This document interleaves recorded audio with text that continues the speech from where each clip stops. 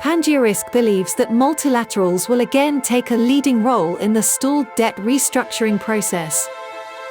At their annual spring meetings in April, the International Monetary Fund and the World Bank resumed their global sovereign debt roundtable to help accelerate sovereign debt restructurings. The latest roundtable meeting comes amid continued delays in securing debt treatment agreements for common framework applicants Zambia, Ghana, and Ethiopia, which officials from the United States and others blame on stalling by China.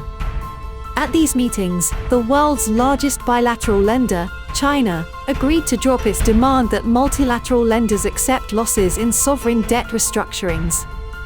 Since 2017, China has become the world's largest official creditor, surpassing the World Bank, IMF, and the Paris Club combined.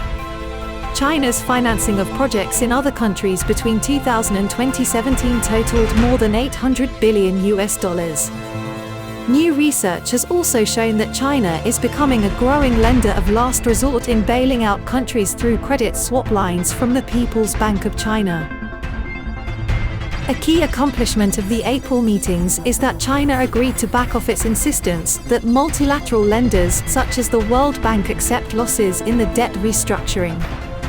In return for China's concession, the IMF and World Bank are set to increase their lending to debt-distressed countries, even if such funds are used to service Chinese loans.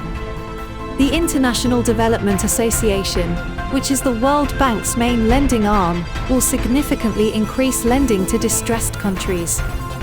The World Bank has approximately $70 billion in lending capacity for Africa, which African leaders are calling to be tripled. While a newly launched sovereign debt roundtable may enhance communications between stakeholders in debt restructurings, there is no prospect that common framework applications in Africa will be accelerated. Africa's private and public external debt, which increased more than fivefold to more than $700 billion from 2000 to 2020, is no longer sustainable. The IMF expects annual growth in sub-Saharan Africa to slow from 4.2% to 3.6% this year, as its countries suffer a big funding squeeze tied to the drying up of aid and being frozen out of global capital markets.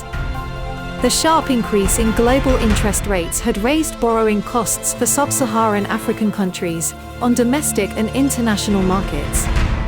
Not a single country in the region has been able to raise financing through a dollar bond sale over the past year.